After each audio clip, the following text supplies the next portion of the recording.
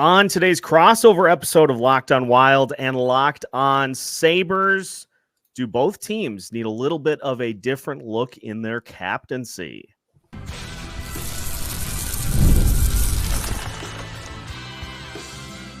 You're Locked on Wild, your daily podcast on the Minnesota Wild, part of the Locked on Podcast Network, your team every day.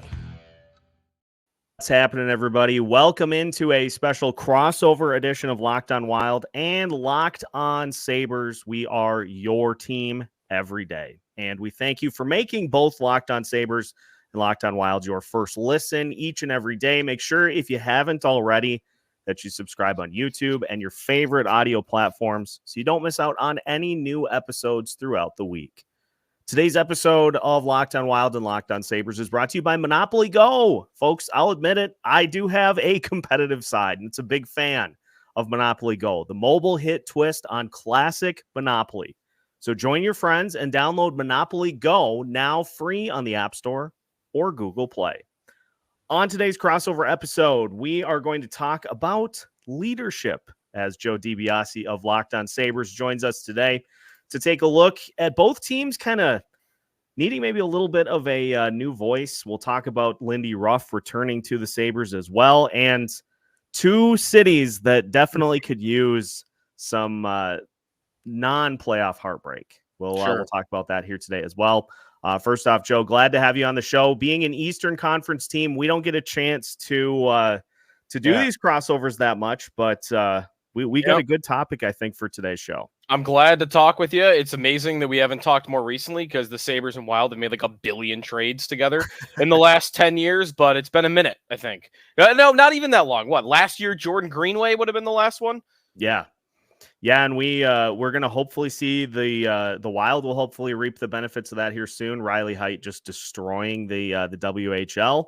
Mm-hmm. And so that's the hope on our end, is that we'll get a chance to see the return here before too long. How is Jordan Greenway doing, by the way? Like, just honestly, didn't get a chance to take a look at what he did this season a ton, but I know in the last check-in I did, he was getting some top 6 time.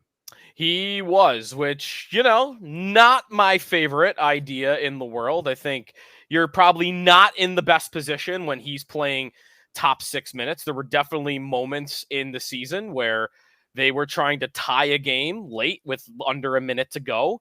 And, Tage Thompson's on the ice, which makes sense. Dylan Cousins makes sense. Alex Tuck, of course. Darlene. Oh, what's Jordan Greenway doing out there? 1 minute to go. Not my favorite. He's not a bad player. I don't mind him at all being in their bottom 6. He's a big physical player that they do not have a lot of. I'd actually almost like them to get another one for their bottom 6, but I feel like this team will be at its best when he is not being asked to play 18, 19, 20 minutes a night. Yeah, that's exactly where the Wild were at when they made the decision to trade him. But, it was just one of those classic scenarios where you're just looking for a guy to maybe do a little better in a change of scenery, and the Wild just wanted to move on. Let's talk a little bit about Lindy Ruff here to start, because middle segment will be all about just looking at kind of the concept of leadership, because I have some thoughts as to what makes an effective captain, an effective leader for a team, and I think you have similar thoughts as well. So just talk to me about the Lindy Ruff returning to the franchise. Don Granato obviously let go at the end of the year, and the Sabres moved quickly. They struck. This was a direction they wanted to go in, bringing Lindy Ruff back, and had a chance to listen to your episode breaking it all down. It seems like a move that is going to get one reaction nationally and a different reaction internally. I would say that's definitely the case, that they make this hire knowing, I'm sure, what the reaction will be. There'll be a bit of an eye roll, I think, across the entire hockey world as they make this hire. But what they're looking for, we'll talk a lot about leadership today. They're looking for more accountability. That is the buzzword of the last 14 days around here. Kevin Adams spoke extensively about the type of coach he wanted last Tuesday in his end of season press conference, the same day that he fired head coach Don Granato. And I don't even know that Granato didn't try to be that type of coach. I just think when you're in your 4th season as a coach and you've been one type of way before, which was very player friendly, came up with a lot of these guys in their youth teams. He had history with them and had allowed them kind of, hey, make your mistakes. We're going to develop you. You're going to growing pains.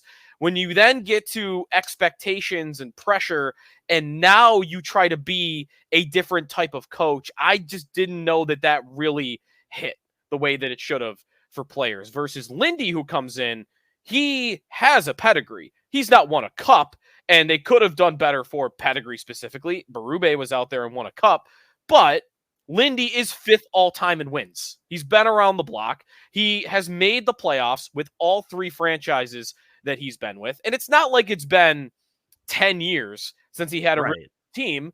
1 year ago, he coached a team to 3rd place in the NHL and the 2nd round, which some franchises will go, well, that's nothing. You want cup expectations. This city's in a 13-year playoff drought. 2nd round of the playoffs sounds like Christmas morning.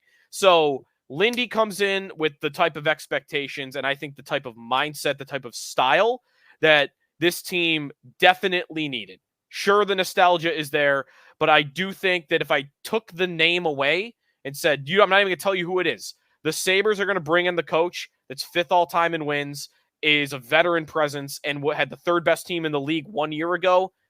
As a team that's as dysfunctional as the Sabres are right now, I think it would have been hard to see them doing a lot better than that.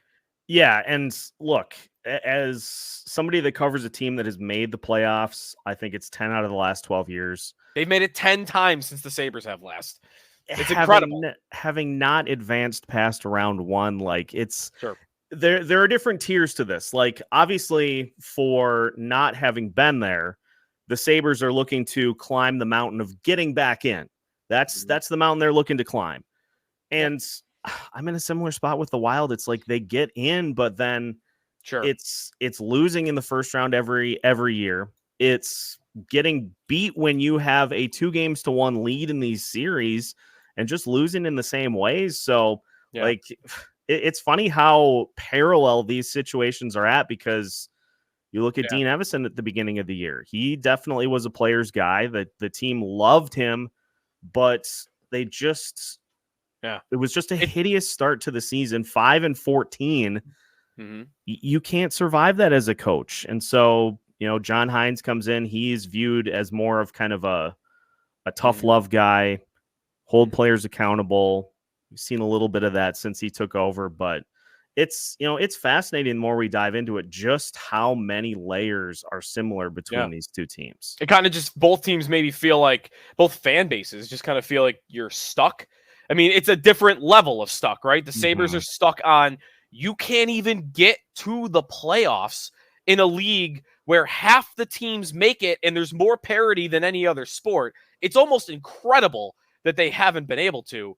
The Wild, right, like I mentioned that they've made the playoffs 10 times since the Sabres have last, but you've only won 2 playoff series in that span. So, right, it's just at a different level, but it's the same feeling of just we're hitting our heads on a ceiling, and what are we going to do to overcome that? Again, I think the Wild, it's a little bit harder to make the jump that they're doing. The Sabres, it's incredible that they haven't made the jump that I'm talking about. Right. Yeah, and with what the Wild are operating with, they certainly have found the way to get to the postseason with those constraints. But, in my honest assertion, it's a roster that I think just kind of has gotten comfortable. Like everybody's locked in. There's no threat of anybody being moved off the roster at this point. Okay. And so you get kind of complacent, and 2-1 series leads the last 2 playoff series the Wild have been in, and they lost both series. Like that just is something that should not happen. But that's this group. That's why the fans feel stuck, is because it's this group. It's become kind of the trademark of this group, is that when the going gets tough, the other team does what they need to do, and they get the wins. They get the series wins, and the Wild are the team that ends up going home. Sure. Well, I guess you just kind of answered it. I walked into this conversation thinking like, okay, Minnesota, are they going to be looking to blow it up at all? Because when I look at their top 10 in the league in average age, and you didn't meet expectations, like what, and when you have been stuck as long as you've been, like what's a natural follow-up to that is, okay, is it time to kind of start over? But you're right. Now I've got their cap friendly page open. Like, where do you pick apart the team and say, let's start it over? I mean, Kaprizov's the one that's not locked in super long term, but you don't want to do that. That's I think you would agree with me, by far your best player. Yeah, you really can't afford to do the large scale sort of teardown that probably is necessary to just get the age off this roster. It's amazing the combination that they are one of the oldest teams in the NHL. They're also one of the smallest. Like, they have just kind of shrunk into this corner over the last couple of seasons. But if you do that, Karill's going to leave. Karill's going to be somebody you have to try to look at trading then. And that's just the last thing that anybody on this franchise should be looking at this point. Well, I guess, you can make moves, right? Like, we dealt with this with Jack Eichel. Jack Eichel had a no movement clause and he had leverage and he could pick and choose, on to some degree where he wanted to go. Karill's got a no movement clause that kicks in on July 1st. So I don't know if you tend to think they have a decision to make, because again, you can't, if you decide a year from now, okay, he doesn't want to sign with us long term. Do we really want to go into a lame duck year and not trade him and lose him for nothing? And then you get into that old song and dance. You could get ahead of it by doing it now. But again, that's the type of organizational decision that reaches like the ownership level, I think, let alone the GM. Yeah, and I don't think Craig Leopold, the owner, I don't think he's going to even entertain that. So you're back to this. You circle back to, like, we have to do everything we can to show Karill that we're making steps to try to get this situation, try to get this team in the right direction. And for me, Joe, that circles back to, like, I think you just got to get somebody somehow into this organization that is just not going to tolerate anything less than, like, hey, if you're not contributing to this team in a positive way, and we'll talk more about it here after the break, but it just feels like this team needs to find somebody else that can come in and just eliminate some of the, like, there's so many games this year where players just were kind of there. Like, you just got to get somebody to come in and kind of wash that away. So we'll talk more about that, because, does it mean somebody who is more of a vocal leader? Does it mean somebody who is a leader behind the scenes? There are different ways that leadership can show itself. And so we'll dive into, like, what do you want? What do you want in a captain? What do you want the captain of your team to be doing to help move the franchise forward?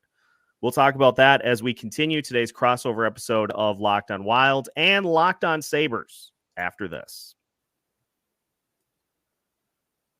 Today's episode of Locked on Wild and Locked on Sabres is brought to you by Monopoly Go. We've all been there, either as a player or a fan. It's halftime. It's the second intermission. It's the bottom of the seventh inning, and the scoreboard is not looking good. You're feeling low, not sure you or your team can pull out a win, but then you dig deep. Lift your head up, say to yourself, time to get back in the game, pull off some bank heists, and take as much of my friends' money as I possibly can. That's right. The smash hit mobile game Monopoly Go lets you compete with your friends to get the most riches and the biggest empire. It's the Monopoly you love, but on your phone anytime, with tons of new twists, including leaderboards to compare your progress to your buddies. There's so much to do. And folks, I went down the Monopoly Go rabbit hole myself. I'm addicted. And it's just a fun part of the day to just get some of that nostalgia from the old Monopoly days, whether it be at the Thanksgiving table or Christmas, playing Monopoly with your friends, with the family, trying to be the one that gets Boardwalk and Park Place. You can do all of that. You can get all of that kid nostalgia with Monopoly Go. So get back out there, put on your game face, and download Monopoly Go. Now free on the App Store or Google Play.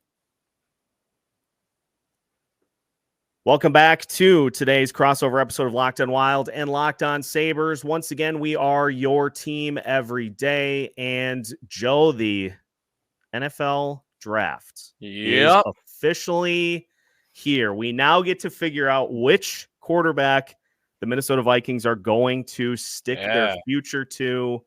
I can't wait. And if you're looking for a little bit more NFL draft coverage, make sure to check out the Locked On NFL mock draft. You can get a full dose of what players Locked On NFL experts think will go at particular spots, to which franchises, even the fantasy football angle. It's all on the Locked On NFL mock draft, available on Locked On NFL Draft on YouTube or wherever you get your podcasts. All right, Joe, the whole reason that I wanted to do this crossover is because I listened to one of your episodes after the season was finished, and you got into the leadership topic because, and I'm right with you on this. I look at Jared Spurgeon, who is a very good player. Like, let me not mince words here. Jared Spurgeon's a very good player. He is not a vocal captain. He is somebody who is very welcoming to new players, obviously.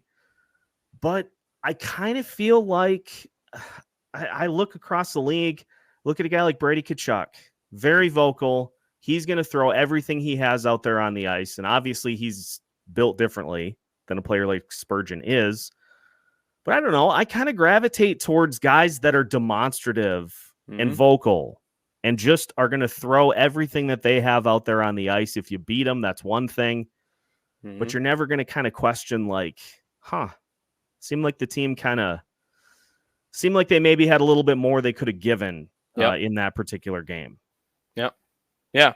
I am thinking a lot about this recently. It's not usually something I really key in on either. I think sometimes it's over talked about in hockey, but I do think there are situations where it definitely matters. It's funny, you describing Spurgeon reminds me of conversations we used to have about Jason Pominville when he was the Sabres captain. Like, just not vocal at all. Great player, great dude. Everyone on the team loves him, but, are you built for the C? Because sometimes great leaders even just aren't built for wearing the letter. I think that, especially where the Sabres are at right now, I've thought about this a lot recently of what you really need out of the leader of a team. And I just think finding a way to set a standard, a championship standard, is maybe even rare, but you got to have it where the player is also going to hold up that standard on the ice. I think one trap that the Sabres have fallen into in the last 10 years, I would say really all the way back to Chris Drury, which is a long time ago now, is you can have someone that is a professional and sets the standard off the ice, like a Kyle Okposo, or like back in the day, a Craig Rivet, or I think he didn't wear the C, but Josh Georges was this for the Sabres for a while. Those guys, Brian Giunta is another one at the end of his career, where totally respected, totally believed they were doing everything the right way off the ice to be a leader, but then they'd go out there and they wouldn't carry their own weight, playing 10 minutes a night on the ice, not the player that you're counting on night in and night out. And how easy is it to follow a guy like that when he's sitting on the bench in the most critical moments? You got to hold up your own end on the ice. And the Sabres have had other captains where Pominville, I guess, like, I wouldn't want to put all this on him, but again, just not the typical guy I think of for this. Eichel is someone that absolutely held up his end of the bargain on the ice, but probably too young and immature to wear the C when they gave it to him. So they've kind of had it both ways. What I really want the Sabres to get to a place, I think of McKinnon for this. McKinnon, to me, hearing some of the stories about how that dude is off the ice with his training regimen and how he might be even over the top for some of this stuff, where he'll like get into it with teammates if he sees them eating something that they're not supposed to on an off day. Like, McKinnon is maybe a psycho for this type of stuff, but I want even 80% of that. I want a guy that is one of the best players out there when he's on the ice, and off the ice, he is setting the standard day in and day out. I think the Sabres have been missing both of those elements in a leader for a long time. I'm hoping Rasmus Dahlin can be that. But again, it's not so common that you find a guy like that. Yeah, we've got little glimpses of it here with Brock Faber, who had just a monster rookie year for the Wild this year. Answered questions after every game. He threw his body out there. We found out he was playing with broken ribs for 2 months. And he's playing 25, 28 minutes a night. And it's an easy kind of fill in the dots for Wild fans to say that's what we want. That's what because Faber too, he's not going to play in the World Championships because he wants to just get better. Like, he wants to spend the entire offseason focused on him and doing what he needs to do to get better. And it's like, that's what you should be following. And this season for the Wild, they had, I think, 3 closed door meetings at various points throughout the year. And I feel like stuff like that, I feel like a closed door meeting should almost be like the point of no return for a team. Like, you have it once to really air out what's going wrong with your season. Yep. If you end up having to do that multiple times, it just completely loses the point of why it's being done. And not only that, Bill Guerin had a closed door with the team. I think Dean Evison had one before he was let go. Yep. It feels like a group, a leadership group that by and large for this team is kind of just gotten to the point where they're okay with making the playoffs. But beyond that, there just isn't a lot being done to, lay it on the line. Right. Raising the standard, if you will, too. Raising the standard is a fantastic way to put it. Yeah. It's funny, too, because they've got, well, I guess, who on that roster grows into that? I mean, you mentioned Brock Faber. He's young enough to where I would absolutely hope, if I'm a Wild fan, that he's going to be that guy. Yep. Boldy, I know, is still very young, so maybe he grows into something like that also. But the other guys that are near the top of your lineup, I'm imagining, are closer to aging out than taking over the culture of the roster of the team. Yeah, that's the thing too, is with some of those guys like Matt Zuccarello is a good example. He is, he's 38, I think he is, getting to the end of his career, and so to throw that on him at this point, it's almost kind of an honorary thing. If you're going to make a change, right? Honestly, if it were me, give it to Fleury for a year. Like, if you're going to just make kind of a transition and you don't feel necessarily like Faber's ready for it, sure, but you want to just get go that route for one of those old guys. But what you really want to be is the team that goes and, saves Brady Tkachuk from Ottawa. That's what I think you really want to be. That's a monster trade, but I want to make that trade too. Sabres are in their division, so I don't spend a lot of time thinking about it. But if that dude asks for a trade at any point, like, that's the ball game I think you want to be in.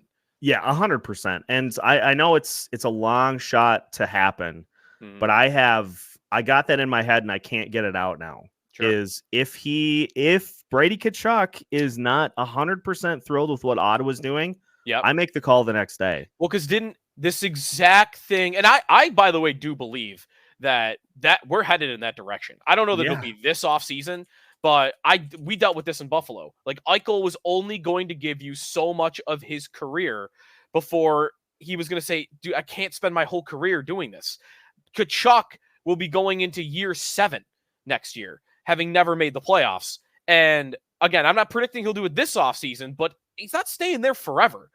Eventually that happens, and if they don't make it, and his brother, like, this happened with his brother. Yeah. He got traded out of Calgary. The Florida Panthers I still am so impressed by the stones of this trade. They traded their all-time leading scorer on the heels of a 100-plus point season. They traded a guy who was on their top pair for Matthew Tkachuk, who is a great player, but that guy came in and changed all the standards immediately. And that move is, I think, the biggest reason why they've had the last 2 years that they've had. So that is why it's the same last name, right? It's a similar type of personality. It's a similar level of player. Man, whoever trades for Brady Tkachuk, if that guy gets traded, like, I would almost expect it's going to go similarly to how it went for Florida. Yeah, and I'm just going to throw it out there again. The Wild need to be keeping an eye on that. It's going to be a heavy price, but that's the kind of thing. That's the kind of thing you have to pay to get somebody that can do that. And Tkachuk he's a physical player. He can also score. I think he had 30 goals plus this season. Again, he's like a 70-point guy. Yep. That's a rare breed. So I don't know. Maybe we'll look back in a year and I'll be talking about how the Wild did what they needed to do to bring a guy in. But Joe, let's finish today just having a little fun, because obviously up in Buffalo, similar levels of postseason heartbreak to us down here. And so let's commiserate together to finish today's crossover episode of Locked On Wild and Locked On Sabres after this. Today's crossover episode of Locked On Wild and Locked On Sabres is brought to you by Indeed. When you're drafting your fantasy team, do you ever wish you could handpick the best stars for your business team too? If you're building your talent roster, you need Indeed. Indeed is the hiring platform where you can attract, interview, and hire all in one place. Don't spend hours on multiple job sites looking for candidates with the right skills when you can do it all with Indeed. You can find top talent with Indeed's suite of powerful hiring tools like matching, assessments, and virtual interviews. Join over 3 million businesses worldwide using Indeed to hire great talent fast. Indeed knows when you're growing your own business, you have to make every dollar count. That's why with Indeed, you only pay for quality applications that match your must-have job requirements. Visit Indeed.com/locked-on to start hiring now. That's Indeed.com/locked-on. Indeed.com/locked-on. Terms and conditions apply. Cost per application pricing not available for everyone. Need to hire? You need Indeed.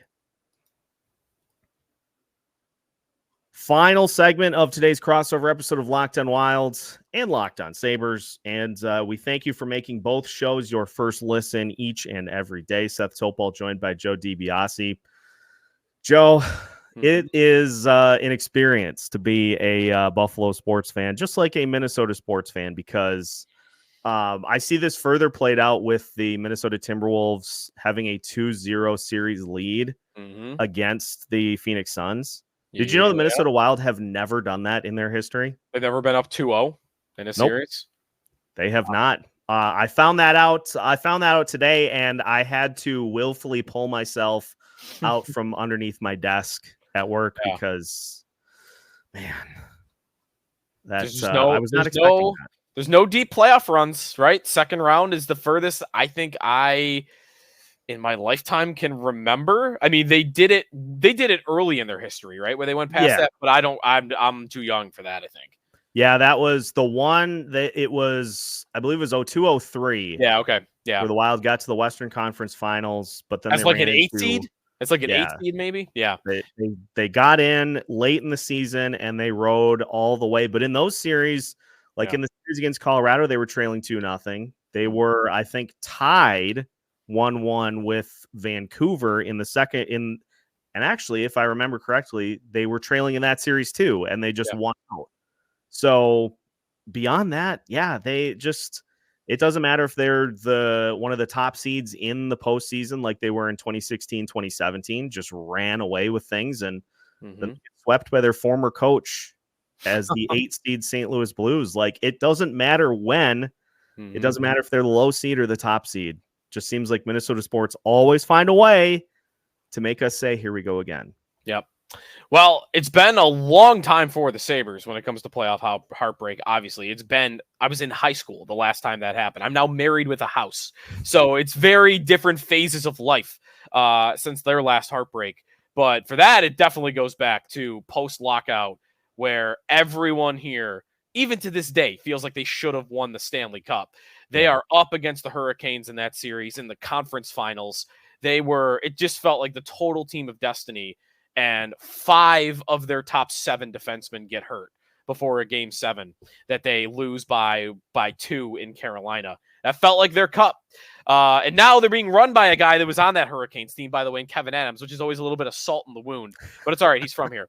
The Bills is where the heartbreak is. Yeah. Recently. The Bills that is every single year in the last couple of seasons. And it does not help when it is ending to the same exact team every single year, 3 times to the Chiefs. I would almost argue this is a weird dynamic, Seth, where 3 years in a row, not only have they beat the Chiefs, but they've beaten the Chiefs in their own building in the regular season. It's every year like teasing us, like, we know you could do it. You're showing us you could do it, and then you get to the playoffs and you don't do it. So there's this extra level of torture that the Chiefs have been incurring on the whole league that is absolutely happening, I think, here as much as anywhere. Yeah, to spin that to the Vikings, I mean, I have horror stories of 2009, Brett Favre in the Superdome, 2014, Blair Walsh missing a 27-yard field goal against Seattle. Yeah. We do get the Minneapolis Miracles every now and again. Yeah. And that was one that fueled me for the rest of the year. In terms of just sheer awesomeness, even though they got destroyed against the Eagles next week. It is amazing. Like, some franchises just go into the playoffs and there's an expectation of, all right, we're going to get to the Super Bowl, probably win it. Yeah. Maybe if we get stunned, it'll probably be in the NFC or AFC title game. What is it like to be those teams? Like, what is it like to have a franchise that you root for that just walks in every season with those expectations? Yeah, it's different. It really, it was awesome. Like, the Bills, the last 5 years here, as they've been like a Super Bowl contender, you almost want to make sure that you appreciate it, because early on, it's super fun. Like, oh, this is new, and we got a quarterback finally, and we're winning games. And I don't even care they lost in the first round this year. Like, that was fun, and now let's go do it again. And then the next year, they will lose in the AFC Championship game. Same thing. Like, I'm not even mad. They made it to the AFC Championship game. That was great. Let's go do it again next year. And then you start to get to a place where, all right, nothing is good enough other than winning it all.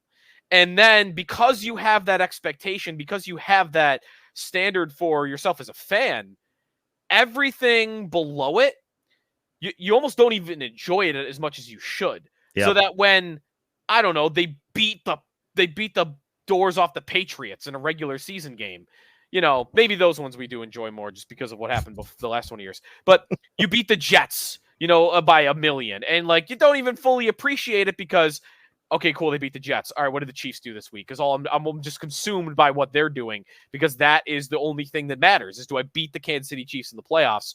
You almost want to remind yourself, don't make it all about the end. Enjoy the journey as you get there, and then we'll have plenty of time to be mad for 8 months during the offseason. So that, I'm trying to remind myself that on a yearly basis, like, this team is awesome. They're good. Look how bad it could be with the hockey team. Enjoy the regular season. Enjoy when you beat up on a bad Steelers team in the playoffs, because otherwise you're just going to make yourself miserable, just consuming yourself with what's going to happen at the end. Yeah, and it's all about, this is a great callback to earlier in the episode and a perfect way to kind of tie things together. It's all about raising that standard. If you raise the standard, you raise the expectations, and then you get to the point where those wins in the regular season against Chicago and San Jose can just feel like, yeah, we were supposed to do this. So it's going to be interesting to see how this plays out, because both of these cities are going to be linked until one team or the other wins it. And then it's just the other team. Okay, now you guys are the ones that haven't won a title yet for however long. I can't even count the years, because it's too depressing at this point. Yeah, but it's not. It can be fun. Can be fun. You got to find your spots. But man, I'm just praying the Sabres get back to a point where we can be mad about what they do in the playoffs, or mad about anything. Man, it is again. I can't believe that it's been 13 years. It should not be possible in this league that is the case. They've done. It's impressive almost that they've been able to do this. And just to run this full circle, we talked about Lindy earlier. Like, fans are just begging for something to believe in. This hockey city, this is a hockey city. Like, it is more than a football city. When the Sabres are good, it's unlike almost any town, I think, in the country in that way, where they could take it over. But you got to give people a reason to want to buy in. And now, like, I'm getting, honestly, I don't think they'll ever leave. But I get spooked. I see what happened in Winnipeg this year, where the fans stopped coming. And that one's a little different because they were good and they stopped coming, which was almost weird. When Bettman's flying to Winnipeg and the CEO of the team's like, you guys better start showing up or we might have a problem down the road. I see that. I know that the business end, it doesn't make sense. It doesn't work right now either. And the longer it goes, you just allow yourself to have those dark type of feelings. And here it's simple. Winnipeg, I know they're getting hammered with, and there's economic reasons there for why that's happening. Here, it's just simple. Just give them a good team and people will come back to the arena. Yep. Yeah, 100%. Just give the fans a reason to cheer, and they'll cheer as loud as you can expect. So appreciate the time today, Joe. For Locked On Wild listeners, if you want to keep track of the Sabres here throughout the offseason, make sure to follow Locked On Sabres. You can follow Joe at Sneaky Joe Sports on X. And for both listeners of both shows, both listeners of both shows sounds really bad.